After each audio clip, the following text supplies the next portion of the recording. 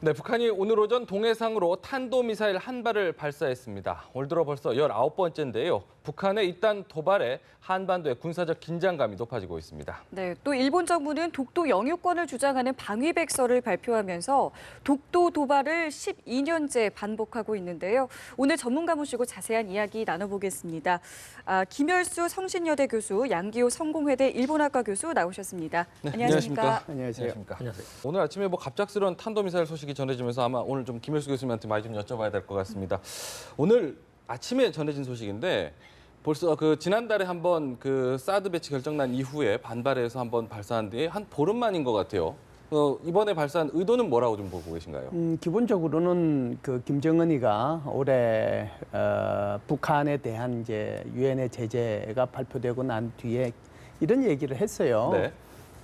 이 핵무기를 운반할 수단의 다양화, 다종화가 필요하다라고 얘기를 했거든요. 예. 그러니까 핵무기를 운반하는 수단이 보면 하늘로 이제 운반하는 방법이 있을 거고 땅에서 땅으로 쏘는, 그러니까 소위 말하는 이제 지상 발사 탄도미사일이죠. 네. 그게 있을 거고 세 번째는 이제 함정이나 잠수함에서 발사하는 탄도미사일이 있지 않겠어요? 네. 그래서 이런 다양한 미사일들을 개발을 해야 핵무기를 내가 원하는 목표 지점까지 보낼 수 있다라고 하는 거죠. 네. 그래서 이제 북한 입장에서 보면은 김정은이의 말은 지상 명령이니까 이걸 이제 들어야 되잖아요.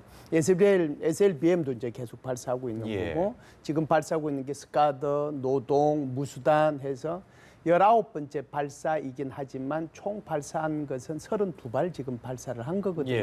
그래서 끊임없이 이제 성능 개량을 하기 위해서 하는 거고요. 네. 그리고 이제 두 번째 굳이 이제 이 시기고 또 이제 노동 미사일을 한 1000km 정도까지 내보냈다라고 하는 것은 지금 이제 사드 배치 때문에 상주 지역에서 이제 여러 가지 이제 또 국내적으로 문제도 생기고 국제적으로도 또 문제도 생기고 그런 이제 갈등을 조장할 필요도 있다라고 하는 차원에서 쐈다라고 봐요. 네.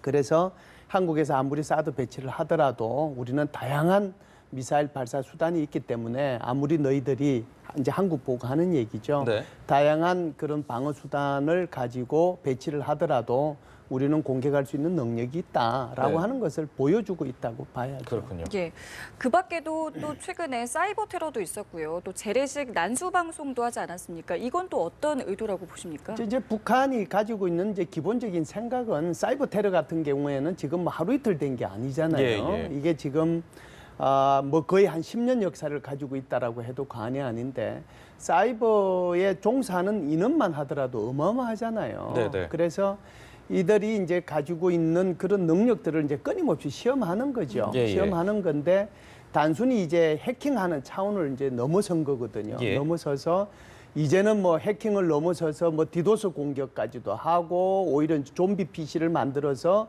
그런 PC들이 다른 데로 공격할 수 있도록 하는 수준까지 이제 발전이 된 거잖아요. 이것의 이제 핵심은요, 얘들이 이제 가지고 가는 이런 뭐 해킹 정도, 정보 빼가는 정도가 아니라요. 만일에 이들이 우리 군대의 지휘계통에 침투한다든지 그렇지 않으면 원자력 발전소 운용하는 데 침투한다든지 그렇지 않으면 우리의 지하철 운용에 침투한다든지 그렇지 않으면 우리 항공기 여기에 이제 침투해서 그것을 조작해 버리면 어마어마한 이제 문제가 생길 수 있는 거거든요. 그런 것들을 끊임없이 한국을 대상으로 시험하고 있다라고 봐야죠. 양 교수님께 좀 여쭤볼게요. 지금 보면은 북한이 1차적으로 위협하고 갈등을 유발하고 뭐 하는 부분은 우리 남측을 위해 남한을 지금 상대로 한다고는 하고는 있지만 오늘 아침에 발사한 탄도미사일 같은 경우도 1000km라고 해요. 일본도 사정거리 안에 든단 말이죠. 북한의 이런 도발에 대해서 일본은 어떤 대응을 좀 하고 있나요? 일본은 역시 이제 북한의 이런 핵실험 그리고 미사일 발사는 굉장히 중요한 이슈입니다. 거의 매일 시시각각 해가지고 이렇게 보도가 나오거든요. 오늘 아침에도 크게 지금 보도가 됐습니다. 북한 미사일 발사 이후에. 특히 일본은 이제 북한이 점점 이게 단거리에서 중거리 그리고 장거리로 점점 미사일 발사 길이를 늘리고 있지 않습니까? 심지어 이제 SLBM이라든지 ICBM까지 대륙간 탄도탄까지 지금 발사하고 있는 그런 상황이거든요. 그런 점에서는 대포동 발사 이후에 굉장히 이 문제에 대해서 굉장히 관심이 높습니다. 그래서 이제 일본 내에서는 이제 사드가 당연히 두 군데, 세 군데 배치가 되어 있고, 그리고 납치 문제뿐만 아니라 특히 북한의 이런 해양 동해안에서 여러 가지 도발이라든지 미사일 발사에 대해서는 아주 민감하게 반응하고 있습니다. 그렇죠. 반응들이 좀 예민할 수밖에 없겠죠. 네. 예. 자, 그리고 최근에 나온 분석을 보니까요. 북한이 해군 기지를 새로 건설할 것으로 전해지고 있는데 이거를 건설하게 되면 북한 입장에서는 어떤 이점이 있는 겁니까? 지금은 이제 그 건설하고 있는 것이 인공위성에 찍혀가지고 보도된 데가 어디냐면 심포거든요. 예. 그런데 우리가 이제 SLBM 발사하는 장면, SLBM 발사한 곳 보면 항상 심포라는 이름을 아마 많이 들었을 겁니다. 예. 바로 북한이 SLBM을 발사했던 그 잠수함이 기존에 북한이 가지고 있는 잠수함보다는 좀 더 크거든요. 그렇기 때문에 현재는 심포급이라고 그러는데요. 네. 이 지금 북한에서 잠수함 기지를 만들고 있다는 것은 기존의 잠수함 기지 가지고는 들락날락하지를 못하기 때문에 네. 3,000톤급이면 굉장히 큰 잠수함이거든요. 여기에 이제 발사관을 한 3개 정도 달면 이게 이제 SLBM이 돼가지고 잠수함에서 발사하는 탄도미사일이 되는데요. 그러려고 하면은 새로운 잠수함 기지가 필요한 거죠. 네. 그 잠수함 기지를 심포해서 만들고 있습니다. 그래서 기존에 자기네들이 발사했던 장소에서 얼마 떨어지지 않은 곳에 잠수함 이 기지를 만들고 있는데요. 이 말의 의미는 곧 3,000톤급 잠수함이 실전 배치될 날이 얼마 남지 않았다 하는 것을 보여주는 것이죠. 그렇군요. 지금 보면은 이달 22일이죠. 한미 연합 군사 훈련이 좀 예정이 돼 있는데 북한이 혹시나 또 이걸 또 빌미로 과거에도 그 전례를 살펴보면은 빌미를 걸어서 계속 시비를 해오지 않았습니까? 도발을 해오지 않았습니까? 이번은 어떻게 좀 예상하세요? 김정은 체제하고 김정일 체제하고 근본적으로 다른 것들이 몇 가지가 있는데요. 네. 그중에서 가장 두드러지게 나타나고 있는 부분이 바로 이제 지금 질문하신 이 부분이라고 볼 수 있습니다. 예. 과거에 이제 김정일이 같은 경우에는요, 이 우리가 얼지 프리덤 훈련을 한다든지 키리졸브 훈련을 하게 되면 사실상 미국의 전략 자산들이 한국에 전개를 하게 되잖아요. 네. F-22 스텔스 전투기, B-52, B-2 전략 폭격기, 그것뿐만 아니라 뭐 로스앤젤레스급 핵 잠수함까지 이제 들어오게 되거든요. 이렇게 되면은 이제 통상 김정일이 통상 한 2, 3주 정도 안 보여요. 네. 모든 보도에서 사라집니다. 동선 자체가 하나도 안 나타나요. 그만큼 이제 미국의 전략 자산 전개되는 것을 두려워한다는 것을 알 수 있는 것이죠. 네. 김정은이 들어서서는 완전히 반대입니다. 오히려 그것을 역이용하고 있고요. 한국과 미국이 힘을 합해서 지금 북한에 대한 공격을 하기 위해서 핵 전략 자산들을 끌어들이고 있기 때문에 예. 우리는 그러기 때문에 우리도 이제 핵무기가 필요하고 이 미사일 발사를 해야 되고 하는 이유가 바로 여기 있다라고 하는 것을 공개적으로 이제 더 보여주는 거고요. 또 자기는 자기 아버지하고 달리 나는 이런 데 대해서 맛을 모든 준비가 다 끝나 있다라고 하는 것을 인민들한테 북한 주민들한테 보여주는 거거든요. 예. 그렇기 때문에 이번에 얼지 포커스뿐만이 아니고 지난번에 우리가 2월 달에 했던 키리졸브 훈련을 할 때도 김정은은 숨지 않았어요. 예. 수없이 그 훈련 기간 동안에 언론에 등장을 했고 훈련하는 모습을 공개를 했거든요.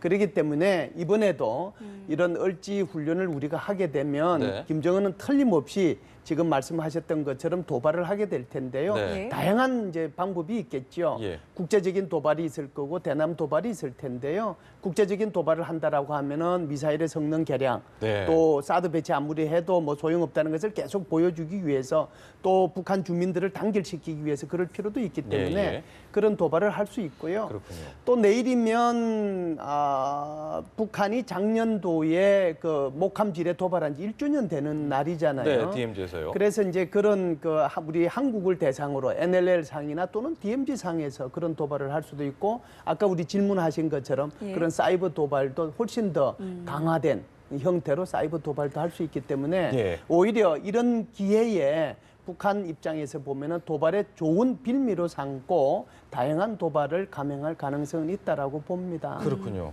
5차 핵실험 가능성도 있다고 보시는 겁니까? 네, 5차 핵실험의 가능성은 항상 열려 있고요. 특히 이제 북한의 입장에서는 5차 핵실험의 가능성이 왜 있느냐 하면요.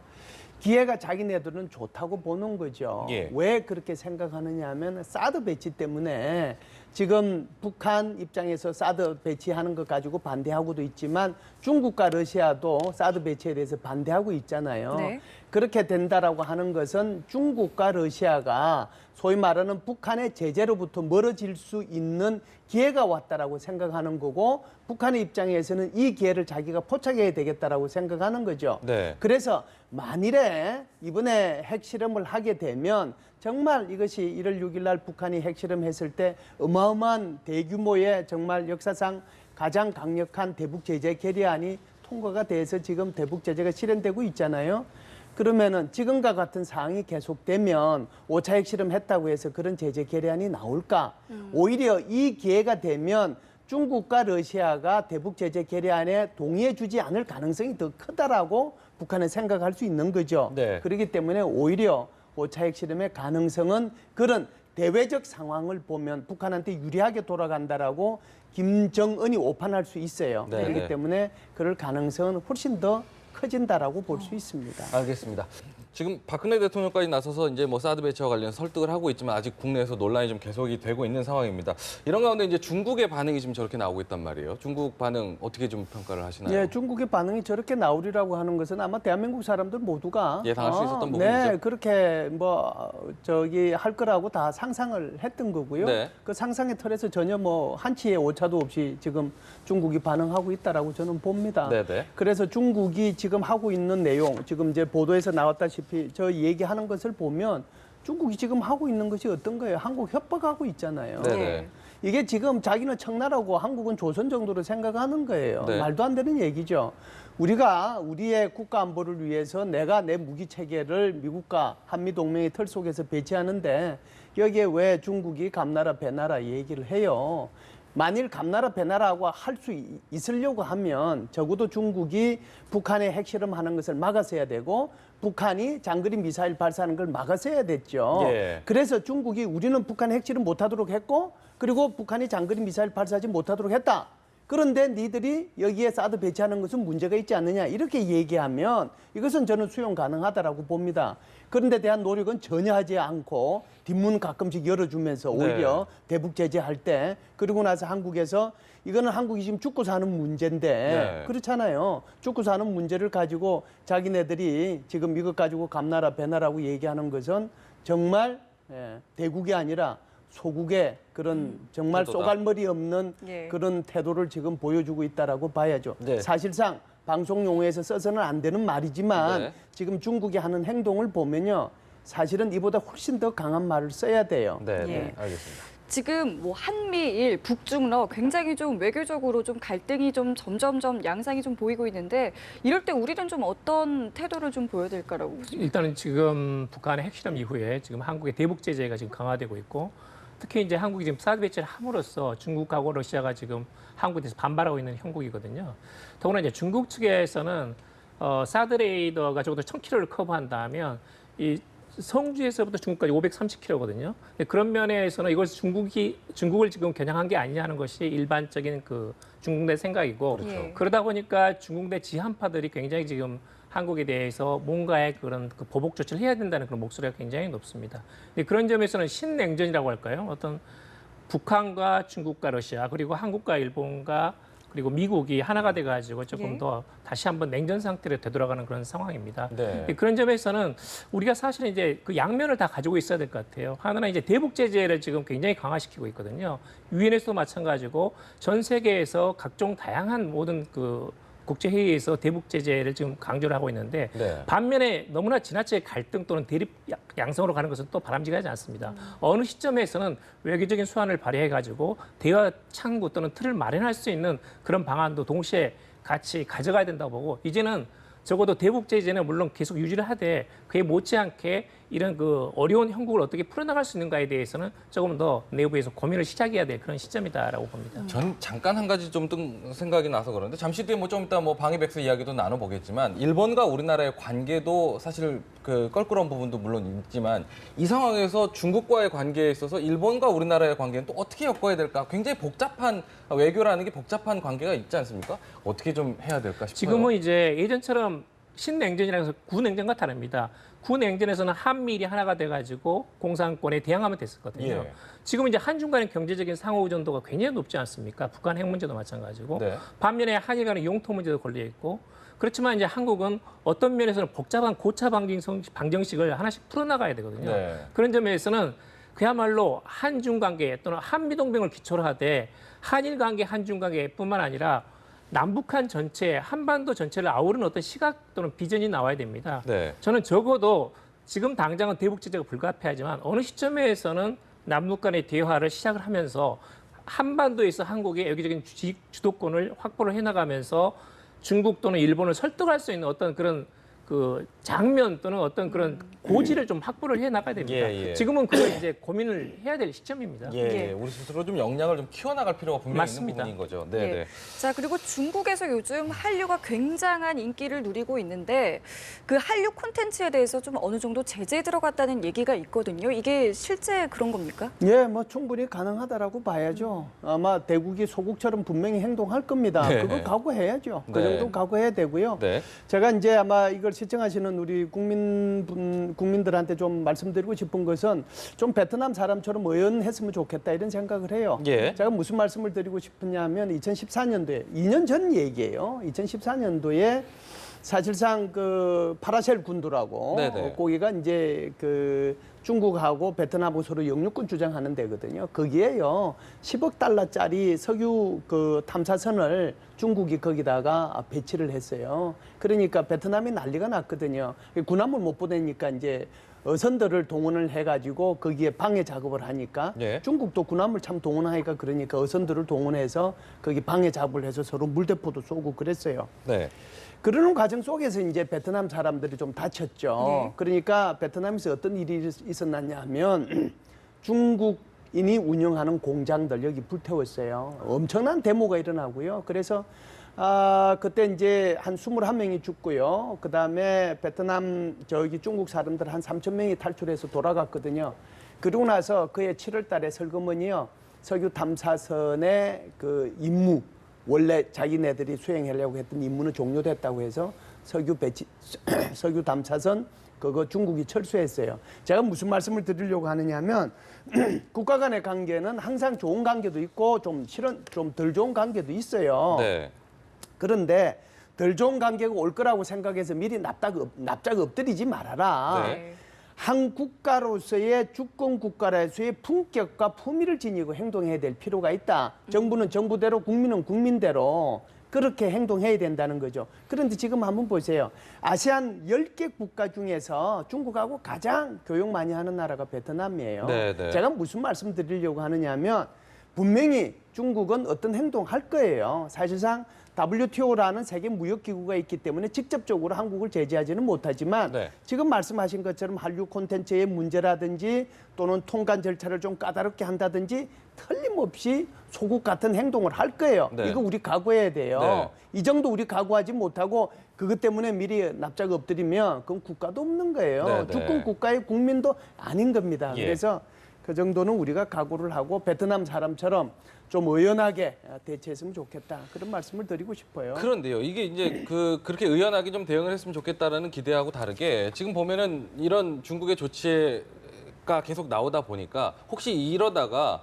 외교적이라든지 군사적인 어떤 조치까지 나오지 않을까 우려하는 목소리도 있거든요. 어떻게 좀 보시는지. 뭐 군사적으로는 뭐 나올 거는 없을 것 같고요. 예. 튼튼한 이제 한미 동맹 관계가 있기 때문에 예. 외교적으로는 이제 그런 영향이 나올 수가 있죠. 이제 아주 쉽게 말씀을 드리면 우리 아까 양 선생님께서 아주 좋은 말씀을 해주셨지만 사실상 이제 이렇게 되면 러시아하고 중국이 북한과 같이 손잡고 예. 대북 제재에 대한 허점, 예. 대북 제재에 대한 구멍을 뚫어 놓을 수 있는 거거든요. 예. 대북 제재 한다라고 말은 하지만 사실상 뒷구멍 열어놓고 이것저것 다 주고받을 수 있다는 거죠. 그러니까 외교적으로 거기까지 갈 수는 있어요.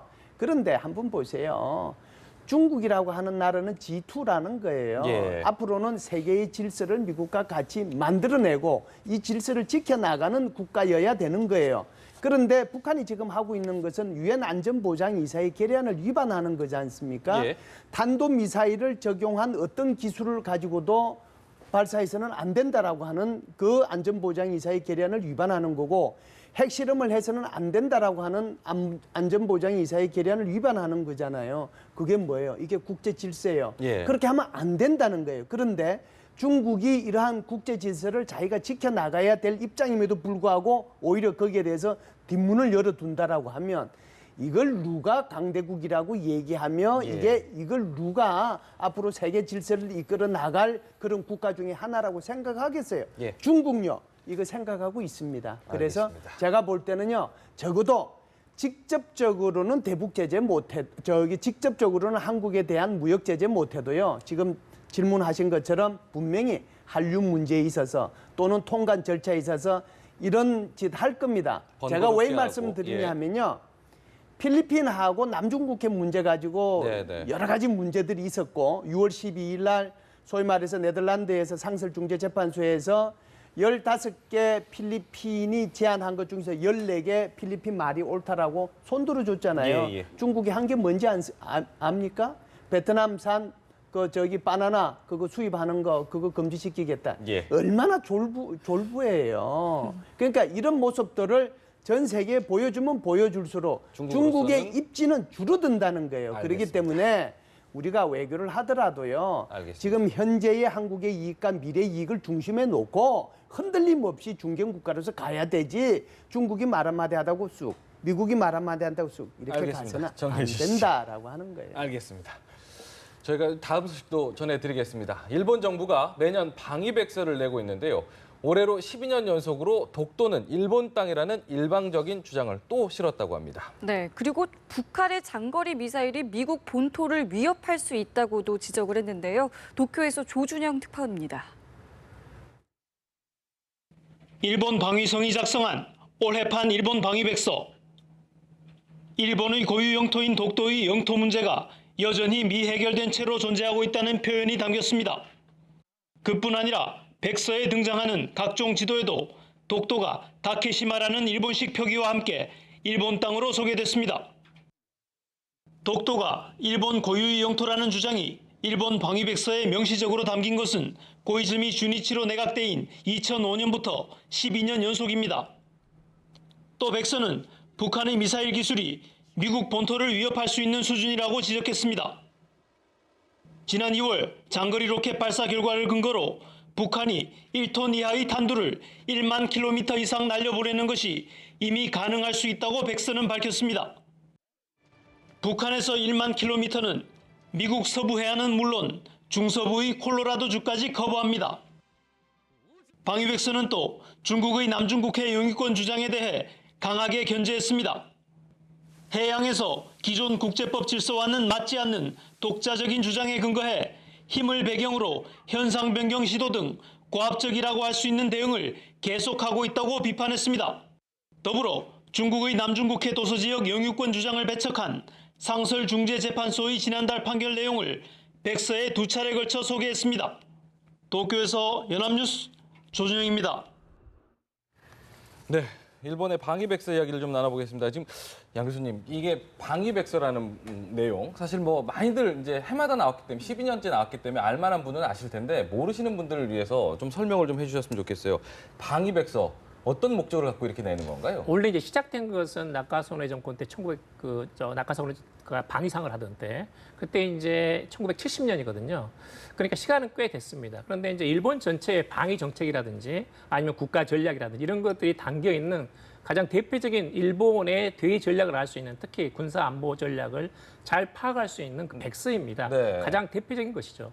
그런데 문제는 뭐냐면 2005년까지는 이 독도 문제가 들어있지 않았거든요. 그런데 코이즈미 정권 때 들어와가지고 처음으로 이 한일 간의 독도를 둘러싼 영유권 문제가 있고 이것이 아직까지 미해결된 상태로 남아있다는 것이 실리게 됐다는 것이 문제인 겁니다.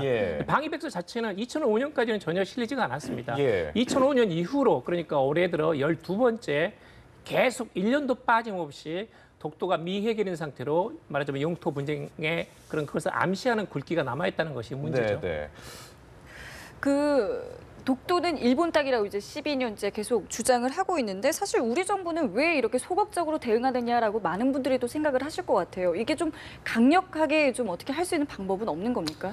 사실 이제 그 독도 문제에 대해서는 일본도 지속적으로 전후 일관되게 그 영유권을 주장을 해왔거든요. 근데 우리도 마찬가지입니다. 당연히 우리는 역사적으로, 지리적으로, 국제법적으로 대한민국 용토이기 때문에 네. 여기에 대해서는 강력하게 항의하고 있습니다. 이번에도 매년 그렇습니다만은 대사관에 나와 있는 일본의 방위성의 무관을 초치를 해가지고 예. 되게 동북아국에서 심의관 또는 국장이 이렇게 강력하게 항의를 하고 있고 외교부 대변인 성명을 통해서도 강력하게 항의를 하고 있습니다. 네. 근데 문제는 뭐냐면 일본 정부는 어디까지나 한일 간의 영토 문제가 있다라는 걸 전제로 해가지고 독도 문제를 장기적으로는 국제사법재판소로 끌고 가가지고 국제 쟁점화시키겠다는 것이 일본 정부의 목적이거든요. 예. 네. 근데 그러다 보니까 사실은 우리는 이 문제에 대해서 지나치게 반발하고 항의는 하지만 여기에 대해서 국제적인 문제로 만드는 것은 사실은 그리 득책은 아닙니다. 네. 그런 점에서는 어떤 수준과 어떤 상황을 봐가지고 이 문제를 어떻게 다루어 나갈 것인가 또는 관리해 나갈 것인가 하는 점에서 우리가 대응하는 것이 오히려 바람직한 부분도 없지 않아 있습니다. 네네. 말하자면 그냥 일본 측의 주장에 대해서 강력하게 항의하고 국제적으로 목소리를 크게 내고 하는 것은 그렇게 큰 득책은 아니다. 오히려 예. 외부에서 제3국에서 볼 때는 한일 간의 영토 분쟁이 존재한다는 식의 이미지를 줄 가능성이 높거든요. 예. 그런 점은 상황에 맞게 잘 판단할 필요가 있습니다. 사실 모르시는 우리 국민들 입장에서는 교수님 말씀대로라면 뭐 그렇지만은 모르시는 분들 입장에서는 저 정도 목소리를 낼 거면 굳이 왜 저런 목소리를 굳이 내는 것이냐. 매해마다 똑같은 얘기 반복되는 거. 근데 안 낼 수는 또 없는 거죠. 그렇습니다. 이건 안 낼 수는 없습니다. 일본 정부에서 분명하게 정부의 백서가 나와 있는데 예. 거기에 우리의 고유 영토인 독도가 이건 지금 선이 그어져 있거든요. 예. 일본의 방공구역으로 돼 있고 일본의 고유 영토로 돼 있고 더구나 지금 한일 간에게 이 미해결임 과제로 남아있다라는 그런 표시가 있습니다. 네. 여기에 대해서는 강력하게 항의할 수밖에 없습니다. 네. 더구나 문제는 뭐냐면 지금 교과서를 보게 되면 중학교, 고등학교 지리라든지 사회 교과서에서는 대부분 이게 18종, 예를 들면 사회과 교과서에서는 18종 전부가 지금 이게 독도가 일본 영토로 돼 있거든요. 일본에서 배우는 모든 학생들 모든 중고생들이 그렇게 배우게 됩니다. 그런 거군요. 그리고 뿐만 아니라 지금 여기 방위백서에서는 미해결 상태로 있다라는 그런 정도의 표현인데 예. 거기는 아예 학생들이 배우는데 한국이 불법 점거하고 있다 이렇게 표현을 하고 있거든요. 예. 그러니까 훨씬 더 교과서가 강도가 더 셉니다. 네. 근데 그런 점에서는 방위백서는 현재의 문제지만 교과서의 표기라는 것은 미래 세대의 문제로서 상당히 이것은 장차 큰 학원이 될 수가 있거든요. 네. 근데 그런 점에서는 역시 걱정할 수밖에 없는 그런 대목입니다. 네, 교수님 12년째 이런 교육이 계속 반복됐다라고 하면 일본 국민들도 이제 초등학교 때부터 배웠다면 벌써 이제 우리 나이로 보면 고등학교, 대학교까지 이제 다 배운 거 아니겠습니까?